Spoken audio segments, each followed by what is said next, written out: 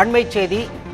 3 மாவட்டங்களில் அடுத்த 3 மணி நேரத்திற்கு மழை தொடரும் என சென்னை வானிலை ஆய்வு மையம் தெரிவித்துள்ளது. அதன்படி கன்னியாகுமரி, நெல்லை, தென்காசி மாவட்டங்களில் காலை 10 மணி வரை மழை தொடரும் என சென்னை வானிலை ஆய்வு மையம் தெரிவித்துள்ளது.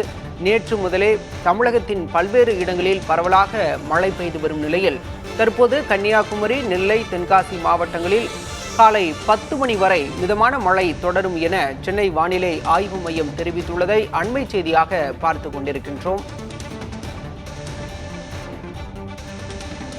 கன்னியாகுமரி, நெல்லை, தென்காசி மாவட்டங்களில் காலை 10 மணி வரை மிதமான மழை தொடரும் என சென்னை வானிலை ஆய்வு மையம் தெரிவித்துள்ளது.